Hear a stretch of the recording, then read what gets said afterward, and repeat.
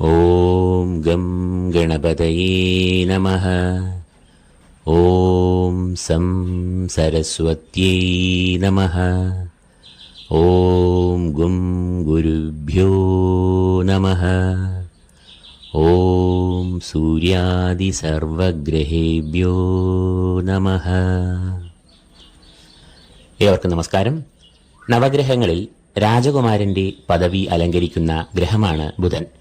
ജ്യോതിഷത്തിൽ ജ്ഞാനത്തിന്റെയും ബുദ്ധിയുടെയും വിദ്യയുടെയും വാക്വൈഭവത്തിന്റെയും വാക്ചാരുതയുടെയും യുക്തിയുടെയും എല്ലാം കാരകത്വം വഹിക്കുന്നത് ബുധൻ ആകുന്നു. ബുധന്റെ അധിഷ്ഠാന ദേവത ശ്രീകൃഷ്ണൻ ആകുന്നു. അതേസമയം ശുക്രനാകട്ടെ പ്രണയം, ലൗകിക സുഖങ്ങൾ, വിവാഹം, ജീവിത പങ്കാളി, രതിസുഖം, സുഖലോലുപത, ആഡംബര വസ്തുക്കൾ, കല, സാഹിത്യം, സംഗീതം, വാഹനം, ഊഹക്കച്ചവടം എന്നിവയെ എല്ലാം കുറിക്കുന്നു.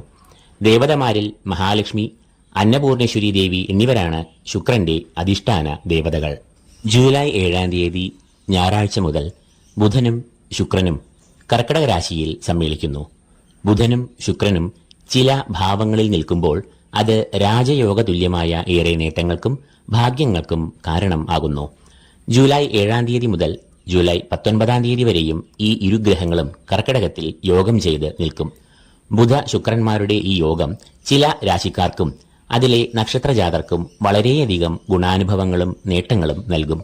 ഇരുഗ്രഹങ്ങളും നൽകുന്ന നേട്ടങ്ങളും അനുകൂലമായ അനുഭവങ്ങളും വിവിധ മേഖലയിൽ ആയിരിക്കും എന്നതിനാൽ ഈ നേട്ടങ്ങളെ ഇരട്ട നേട്ടങ്ങൾ എന്ന് തന്നെ വിശേഷിപ്പിക്കേണ്ടിയിരിക്കുന്നു.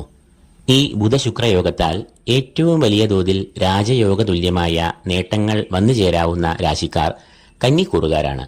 ഉത്രം മുക്കാൽ, അത്തം, ചിത്തിര ആദ്യ പകുതി എന്നീ നക്ഷത്രങ്ങളാണ് ഈ കൂറിൽ വരുന്നത്.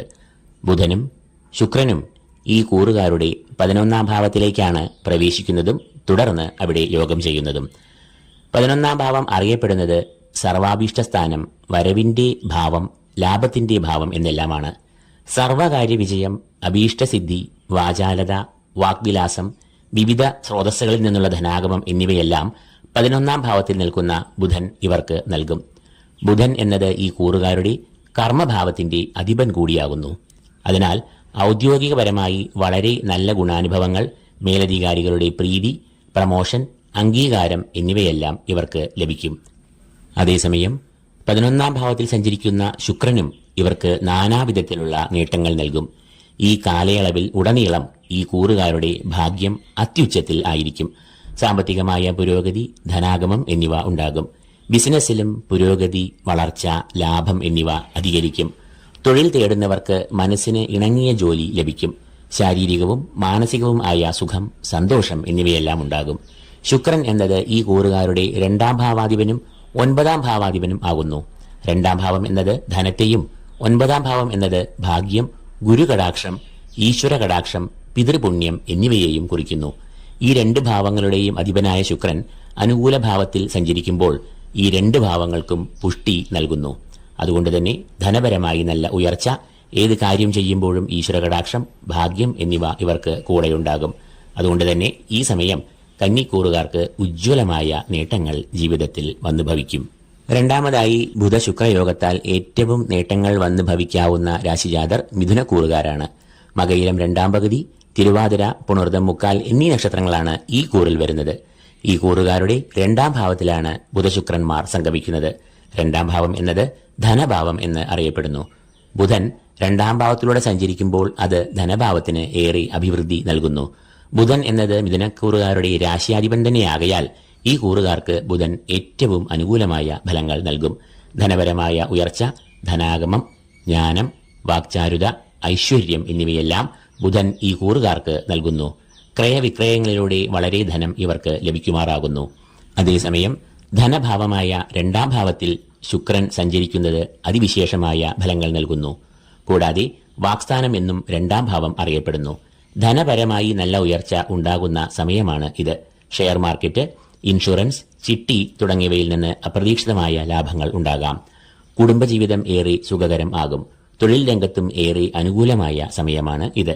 മിഥുനം എന്നത് വിദ്യാകാരകനായ ബുധന്റെ സ്വക്ഷേത്രമാകയാൽ വിദ്യാർത്ഥികൾക്ക് ഏറെ അനുകൂലമായ സമയവും ആണ്. ഇതേ ഭാവത്തിൽ ബുധനുമായി ശുക്രയോഗം സംഭവിക്കുന്നതിനാൽ അത് പഠനം, ഉപരിപഠനം, ഗവേഷണം എന്നിവയിൽ വളരെ തിളക്കമാർന്ന നേട്ടങ്ങൾ ഈ കൂറുകാർക്ക് നൽകും. ഭൂമി, വാഹനം തുടങ്ങിയ ക്രയവിക്രയം ചെയ്യുവാനുള്ള സാഹചര്യവും അതിലൂടെ ധനാഗമവും പ്രതീക്ഷിക്കാം. മൂന്നാമതായി ബുധ-ശുക്രയോഗം ഏറ്റവും ഗുണാനുഭവങ്ങൾ നൽകുന്ന രാശിജാതർ ഇടവക്കൂറുകാരാണ്. കാർത്തിക മുക്കാൽ, രോഹിണി, മകയിരം, ആദ്യ പകുതി എന്നീ നക്ഷത്രങ്ങളാണ് ഈ കൂറിൽ വരുന്നത്. ഇടവക്കൂറുകാരുടെ മൂന്നാം ഭാവത്തിലാണ് ജൂലൈ 19 വരെയും ബുധശുക്രന്മാർ യോഗം ചെയ്ത് സഞ്ചരിക്കുന്നത്. ബുധൻ എന്നത് ഈ കൂറുകാരുടെ 2ാം ഭാവാധിപനും 5ാം ഭാവാധിപനും ആകുന്നു. 2ാം ഭാവം എന്നത് ധനം, വാക്ക് എന്നിവയെ കുറിക്കുന്ന ഭാവം ആണെങ്കിൽ 5ാം ഭാവം സന്താനഭാവം, വിദ്യ, ജ്ഞാനം എന്നിവയെയും കുറിക്കുന്നു. ബുധൻ ഈ കൂറുകാർക്ക് ധനപരമായ പുരോഗതി, വിദ്യാപുരോഗതി, സന്താനക്ഷേമം എന്നിവ നൽകും. മത്സര പരീക്ഷകളിൽ മികവ്, ഉപരിപഠനം, ഗവേഷണം എന്നിവയിലും ഈ കൂറുകാർക്ക് ഏറെ അനുകൂലമായ കാലമാകുന്നു. 3ാം ഭാവത്തിൽ സഞ്ചരിക്കുന്ന ശുക്രൻ ഇവർക്ക് സഹോദരഗുണം, ബന്ധുമിത്രാദികളുമായി നല്ല ബന്ധം എന്നിവ നൽകും. സമൂഹത്തിലും അംഗീകാരം, ജനസമ്മിതി, നേതൃഗുണം എന്നിവ ലഭിക്കും. ഈ കൂറുകാരുടെ രാശ്യാധിപൻ തന്നെയാണ് ശുക്രൻ എന്നത് ഇവർക്ക് ഭാഗ്യാനുഭവങ്ങൾ, സാമ്പത്തികമായ പുരോഗതി, ധനാഗമം എന്നിവ നൽകും. ചിട്ടി, ലോൺ എന്നിവയിലൂടെ ധനം വന്നെത്തുവാനും ഇവർക്ക് സാധ്യത ഉണ്ട്. കുടുംബത്തിലും ഏറെ ക്ഷേമം, സൗഖ്യം എന്നിവ ഇക്കാലത്ത് അനുഭവപ്പെടും. കുടുംബാംഗങ്ങളുമൊത്ത് വിനോദയാത്രകൾ, ആത്മീയമായ യാത്രകൾ, മംഗളകർമ്മങ്ങൾ എന്നിവയിലും ഇവർ പങ്കെടുക്കും. 4ാമതായി ബുധ-ശുക്രയോഗത്താൽ ഏറ്റവും ഗുണാനുഭവങ്ങൾ വന്നുഭവിക്കുന്ന രാശിജാതർ മീനക്കൂറുകാരാണ്. പൂരോരട്ടാതി കാൽ, ഉത്രട്ടാതി, രേവതി എന്നീ നക്ഷത്രങ്ങളാണ് ഈ കൂറിൽ വരുന്നത്. മീനക്കൂറുകാരുടെ 5ാം ഭാവത്തിലാണ് ബുധശുക്രന്മാർ യോഗം ചെയ്യുന്നത്. ബുധൻ എന്നത് ഈ കൂറുകാരുടെ 4ാം ഭാവാധിപനും 7ാം ഭാവാധിപനും ആകുന്നു. 5ാം ഭാവത്തിലൂടെ സഞ്ചരിക്കുന്ന ബുധൻ വിദ്യാപുരോഗതി, പഠനത്തിൽ മികവ് എന്നിവ നൽകും. 7ാം ഭാവം എന്നത് കളത്രഭാവം, പാർട്ണർഷിപ്പ് ബിസിനസ്സുകൾ എന്നിവയെ കുറിക്കുന്നു. പൊതുവെ ഔദ്യോഗിക മേഖലയിലും കുടുംബത്തിലും ബുധൻ ക്ഷേമം നൽകുന്ന സമയമാണ് ഇത്. 5ാം ഭാവത്തിൽ സഞ്ചരിക്കുന്ന ശുക്രൻ അനുകൂലമായ ഫലങ്ങളെ പ്രദാനം ചെയ്യും. 5ാം ഭാവം എന്നത് സന്താനം, ധനം, വിദ്യ എന്നിവയെ കുറിക്കുന്ന ഭാവം ആകയാൽ സന്താന സൗഖ്യം, മനസുഖം, സമാധാനം, സന്തോഷം എന്നിവയെ ശുക്രൻ നൽകും.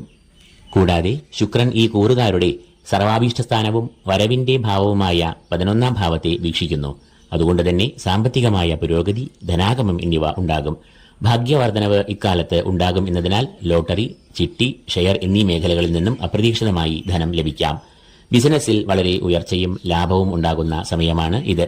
കലാ സാഹിത്യ മേഖലകളിൽ ജോലി ചെയ്യുന്നവർക്ക് ഏറെ അനുകൂലമായ സമയം ആണ്. അംഗീകാരം, ആദരം എന്നിവ ഇവർക്ക് വന്നുചേരാം.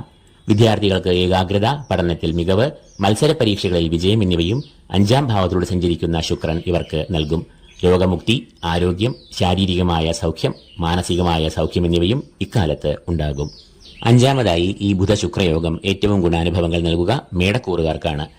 അശ്വതി, ഭരണി, കാർത്തിക കാൽ എന്നീ നക്ഷത്രങ്ങളാണ് ഈ കൂറിൽ വരുന്നത്.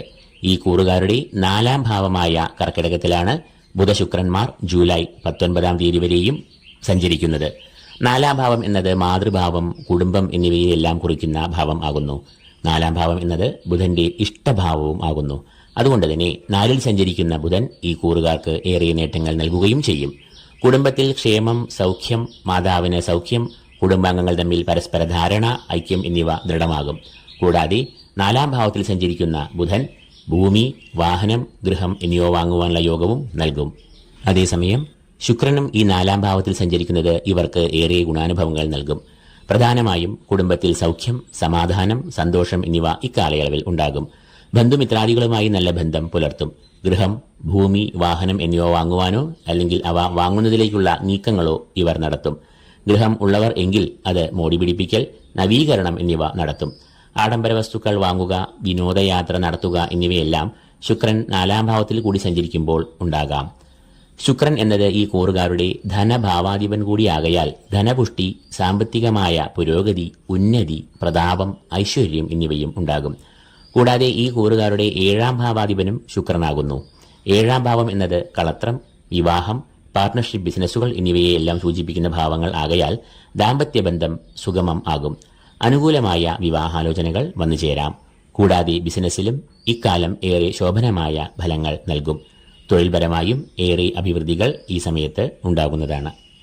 അപ്പോൾ ബുധശുക്രന്മാർ കർക്കടക രാശിയിൽ സംഗമിക്കുമ്പോൾ ഏറ്റവും നേട്ടങ്ങളും രാജയോഗതുല്യമായ ഫലങ്ങളും വന്നുഭവിക്കുക മുകളിൽ പറഞ്ഞ 5 രാശിജാതർക്കാണ്.